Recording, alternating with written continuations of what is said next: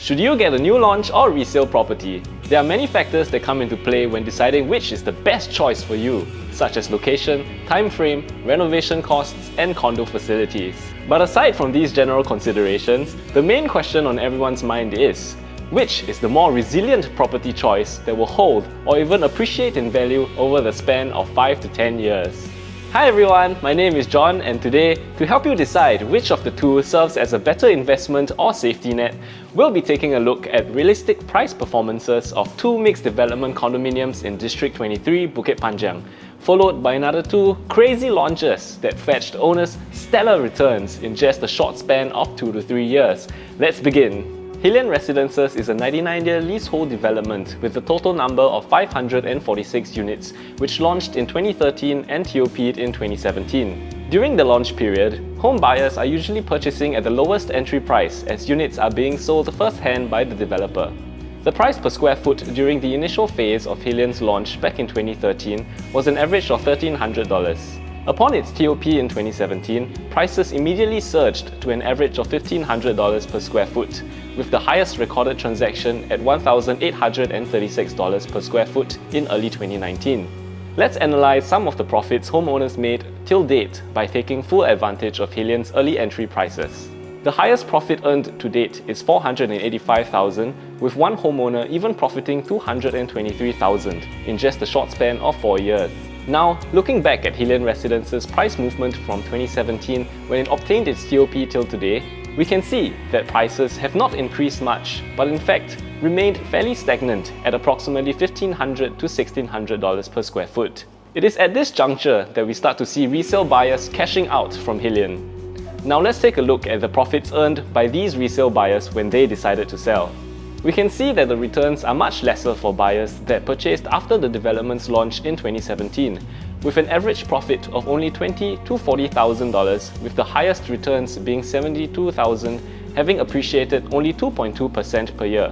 At this stage, we clearly see second-hand buyers profiting lesser than those who bought first-hand from the developer. In fact, some resale buyers even made losses when they bought second-hand into Hillian Residences. This is a common trait because resale buyers usually enjoy a lower margin for capital growth after entering at a higher price to pay for the first owner's profit. Now, let's take a look at another new launch development in the same district called The Tannery. The Tannery was launched slightly earlier than Hillian Residences, located less than 1 kilometer away. It is also a 99-year leasehold project consisting of 338 units which obtained its TOP in the year 2014. It was launched at an average of $1,100 per square foot back in 2011. Although priced approximately 20% lower than Hillian Residences at launch, unlike Hillian, the Tannery's prices also began to immediately climb after launch, with its price per square foot reaching an average price of $1,300 upon completion in 2014. Owners of the Tannery that leveraged on early launch prices and sold upon TOP made substantial profits in just a short span of 2 years, with the highest profit at $134,000 at the growth rate of 8.3% per year. Now, if these numbers don't excite you, let's take a quick look at two more recent developments from other districts that rewarded homeowners with outstanding returns in just 2 to 3 years.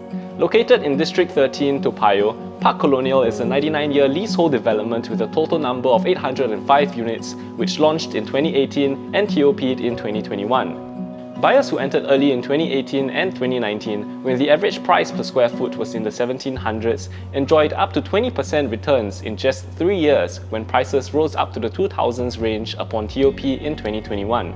Looking at the transaction prices, a good majority of owners who purchased units during launch period in 2018 profited more than $200,000 after selling upon TOP in 2021. An even crazier launch is The Minton, a 99-year leasehold launch located at District 19, Hougang, which launched in 2010 and TOP'd in 2013.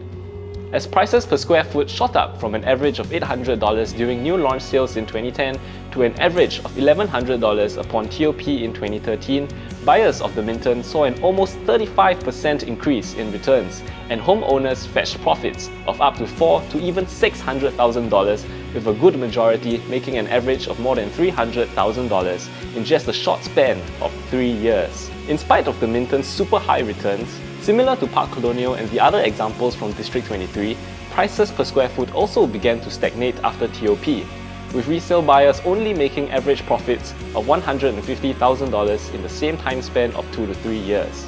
So, were property prices considered high 5 years ago? Yes.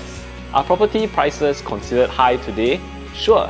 But in 5 years from now, would you rather be the person who's holding on to an appreciated asset or the person lamenting that he should have entered the market early 5 years ago?